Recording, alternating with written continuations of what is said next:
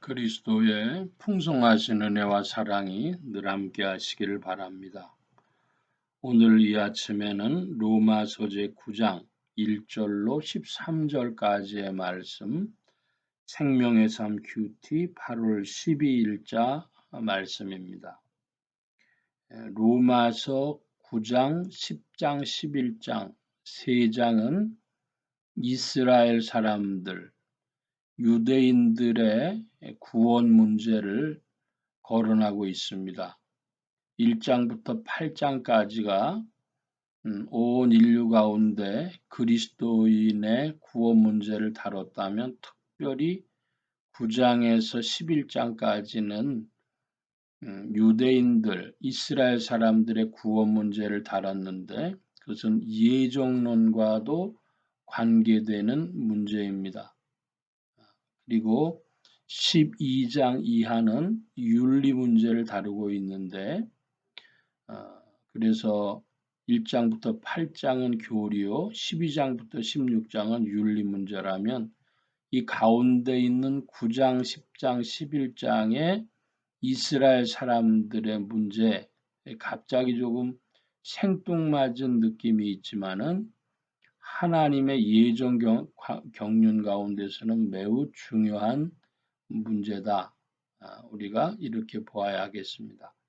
9장 1절로 갑니다. 내가 그리스도 안에서 참말을 하고 거짓말을 아니하노라.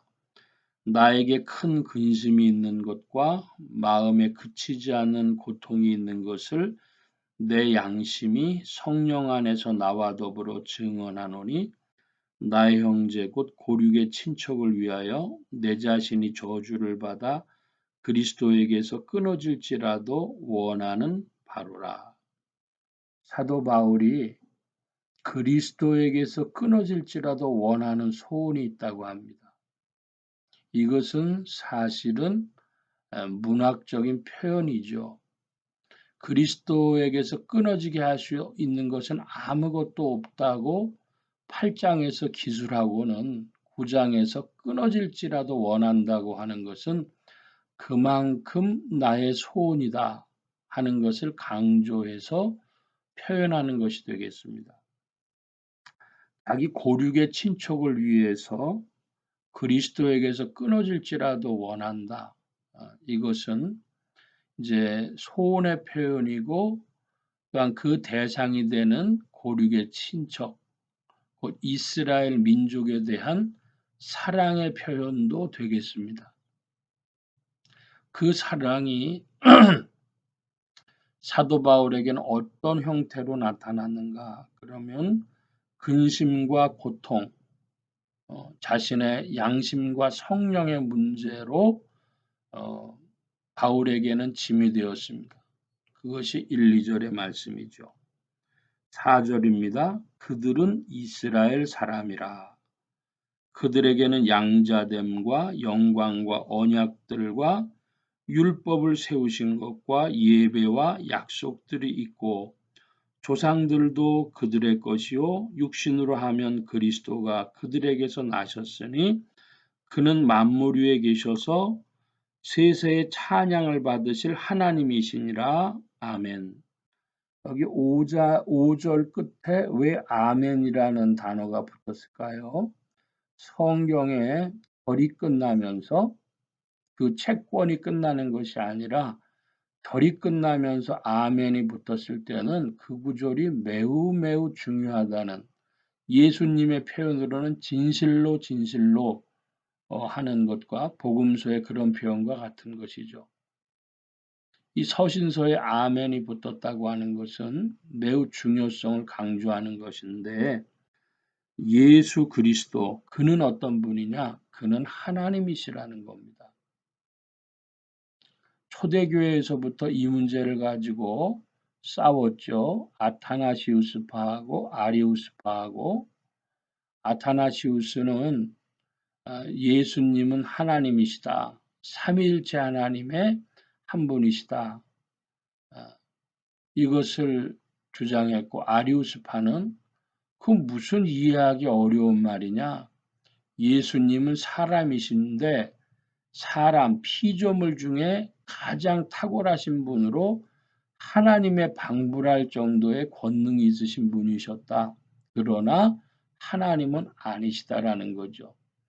우리의 상식으로 보면 후자가 더 합리적이고 가까운 것 같고, 아마 초대교회 시대에 로마 시대에 우리가 살았다면 우리도 아리우스파 편을 들 가능성도 있습니다.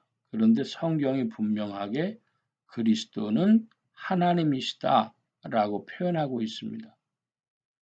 공릉동에 있던 어떤 교회가 교회 외벽에다가 위에서 밑으로 현수막을 크게 걸어놨었는데 예수님은 하나님이십니다. 그걸 왜 그랬을까? 제가 질문을 해봤어요.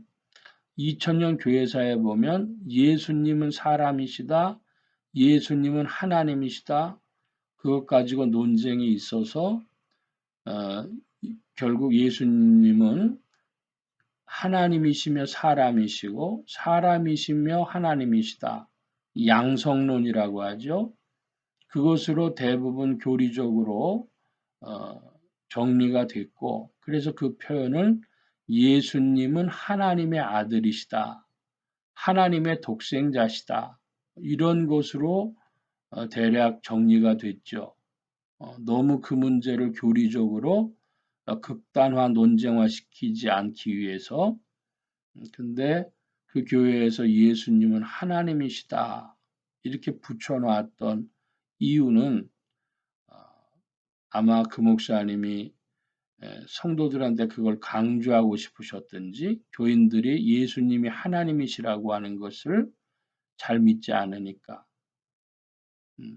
혹은 사람들은 삼위일체 하나님을 생각하지 않고 성부 하나님만을 하나님이라고 생각하는 경향이 있으니까 자신들의 신관념 때문에 그래서 걸어놓으셨거나, 아니면 목사님 본인이 놀라셔가지고 예수님이 하나님이시구나 놀라셔가지고 걸어놓으셨나 모르겠습니다만은, 중요한 것은 성경은 분명하게 로마서 9장 4절에 그리스도는 하나님이시다 진술하고 있습니다. 6절입니다. 그러나 하나님의 말씀이 폐하여진 것 같지 않도다. 이스라엘에게서 난 그들이 다 이스라엘이 아니요 또한 아브라함의 씨가 다 그 자녀가 아니라 오직 이삭으로부터 난 자라야 네 씨라 불리리라 하셨으니 곧 육신의 자녀가 하나님의 자녀가 아니요 오직 약속의 자녀가 씨로 여기심을 받았느니라. 아브라함에게는 자식이 몇 있었습니다.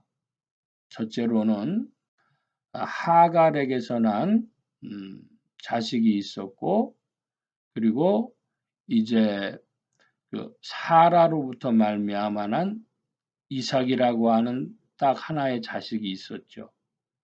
그리고 사라가 죽은 후에 그둘라라고 하는 여인을 통해서 또 자식들이 있었습니다. 아브라함의 씨가 이스마엘로, 이삭으로, 그둘라의 자식들로 내려왔는데 언약의 씨는 이삭뿐입니다. 사도 바울이 간단하게나마 이 사실을 강조하는 것은 혈대로 이루어지는 것이 아니라는 겁니다. 우리가 여기에 중심적인 포커스를 맞춰야 되겠습니다. 사람들은 혈통을 중요시하는데 그것은 인류사적인 문제입니다. 옛날 시대에 귀족과 종은, 귀족, 평민, 종이 있는데 그 귀족은 뭐로 돼요? 혈통만 통하면 귀족이 되는 겁니다. 그런데 특이하게도 우리 조선시대에는 중국하고도 달리, 서양하고도 달리 그 첩에게서 내려온 자식들은 정실부인에게서 난 자식들이 아닌 것은 서자라 그래서 서얼이라는 것이 있었죠. 서자와 얼자. 홍길동이 그래서 아버지를 아버지로 부르지 못했다 그러지 않습니까? 그걸 잘 생각해 보면 그냥 혈통이 아니에요. 그 사람들은 그냥 혈통 문제로 쉽게 착각을 합니다. 오늘날에도 유대인, 이스라엘 사람들이 그냥 혈통만 닿았으면 유대인이다, 이스라엘 사람들이다. 그것 아닙니다. 언약을 받아서야 아브라함의 씨가 되는데 그들이 언약을 뭘로 받았어요? 어떤 표현을 가졌어요? 유대교라는 종교를 가졌지만 그 유대교 종교의 외형을 취한다고 되는 것 아니라는 겁니다. 그 유대교 종교의 외형을 취했으나 가짜인 대표적인 게 무엇입니까? 사두개인이죠. 그 마가복음에서 예수님께서 아비아달 대제사장을 사독과 아비아달 중에 아비아달을 거론하셨습니다. 그거 우리가 깊이 생각해 볼 문제죠. 예수님 당시에 제사장들은 다 가짜였고 그들은 로마가 임명한 제사장이고 로마가 또 퇴출한 제사장이고 하나님의 언약과는 상관없는 제사장들이었습니다. 유대교라는 외형만 취하고 있었을 뿐이지. 자, 계속해서 봅니다. 6, 9절입니다. 약속의 말씀은 이것이니 명년 이때에 내가 이르리니 사라에게 아들이 있으리라 하심이라. 그뿐 아니라 또한 리브가가 우리 조상 이삭 한 사람으로 말미암아 임신하였는데 그 자식들이 아직 나지도 아니하고 무슨 선이나 악을 행하지 아니한 때에 택하심을 따라 되는 하나님의 뜻이 행위로 말미암지 않고 오직 부르시는 이로 말미암아 서게 하려 하사 리브가에게 이르시되 큰 자가 어린 자를 섬기리라 하셨나니 기록된 바 내가 야곱은 사랑하고 에서는 미워하였다 하심과 같으니라. 이 로마서 9장 13절은 매우 유명한 대표적인 구절인데요. 리브가의 모태에 있었을 때 무슨 선한 일이나 악한 일을 행하기 전에 하나님이 야곱은 사랑하시고 에서는 미워하셨다 합니다. 그러니까 존재적으로 하나님께서 택하시고 부르신 이가 있다는 거죠. 장로교하고 감리교에서 이 부분에서 조금 교리가 다른데 하나님이 미리 될 일을 아시고 야곱을 부르셨다는 거예요. 에서과 야곱 중에서. 그래서 이렇게 아시고 부르셨다. 예지 예정이라 그럽니다. 장로교는 어차피 그렇게 되면 그 사람의 행위로 돌아갈 가능성이 있으니까 하나님의 택하심과 부르심의 그 우월성을 강조한다면 순수한 예정론이다. 이렇게 교리적인 논쟁이 있죠. 그러나 중요한 것은 사람들이 선을 행하거나 악을 행하기 전에 하나님이 미리 택하시고 정하시고 부르셨다는 겁니다. 이거 사람의 견해로는 받아들이기 참 어려운 얘기입니다. 그러나 신앙의 실제적인 경험으로는 왜 저 사람은 동일한 말씀을 들었는데 믿음이 오고 왜 저 사람은 믿지 않는지 또 그것도 설명하기 쉽지 않은 일입니다. 성경이 우리에게 증거하는 그대로를 볼 때에 내가 야곱은 사랑하고 에서는 미워했다. 하나님이 명하실 때 결국 그러면 하나님 마음대로죠. 맞습니다. 우리는 피조물이고 하나님은 창조주시고 경륜 가운데 모든 것을 행하시고 저는 그렇게 표현합니다. 하나님이 하신 모든 일은 옳습니다. 우리가 살아도 옳고 죽어도 옳고 생사화복 모든 게 하나님 뜻대로 하나님 하신 대로 다 옳습니다. 그러면 우리는 뭘 해야 될까? 우리가 로봇이냐? 아니죠. 사도 바울이 그 마음속에 근심과 고통과 양심과 성령으로 말미암아 짐을 지고 있었듯이 우리는 로봇가 아니라 인격입니다. 그러므로 우리는 생각하고 또 고민하고 또 어떤 때는 결단하고 결정하고 우리에겐 윤리가 주어져 있고 삶의 길을 위하여 분투함이 있죠. 이 이야기를 착각하면 안 되겠습니다. 하나님의 예정에 대해서는 살아놓고 보면 하나님이 그렇게 하셨구나라고 믿음 있는 자들은 다 인정하게 되는 그런 일입니다. 여러분도 스스로 한번 생각해 보시기 바랍니다. 그때는 어떠한 때는 후회되기도 했고 어떠한 때는 내가 왜 그런 선택을 했을까 생각하기도 하고 어떤 때는 어떻게 해서 그렇게 우연히 그렇게 만남이 있었을까 생각이 되기도 하고 또 어떤 때는 그때 그랬으면 어떨 뻔했을까 하고 안도감이 들 때가 또 있고 뭐 여러 가지 생각이 있지만 한참 시간이 지나고 보면 하나님이 인도하셨구나.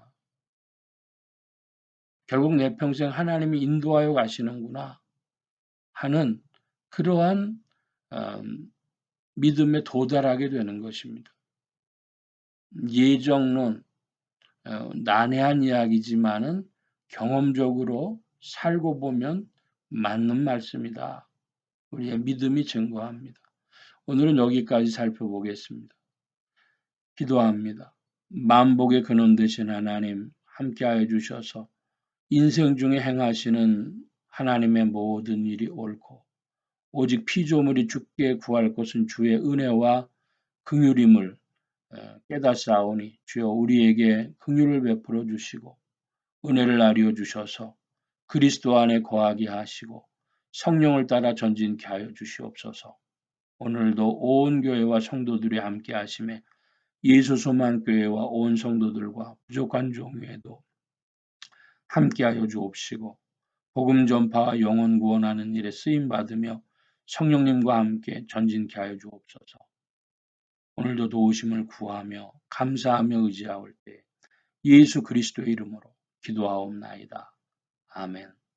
하늘에 계신 우리 아버지여 이름이 거룩히 여김을 받으시오며 나라의 마옵시며 뜻이 하늘에서 이루어진 것 같이 땅에서도 이루어지이다. 오늘날 우리에게 일용할 양식을 주옵시고 우리가 우리에게 죄 지은 자를 사하여 준 것 같이 우리 죄를 사하여 주옵시고 우리를 시험에 들게 하지 마옵시고 다만 악에서 구하옵소서. 대개 나라와 권세와 영광이 아버지께 영원히 있사옵나이다. 아멘.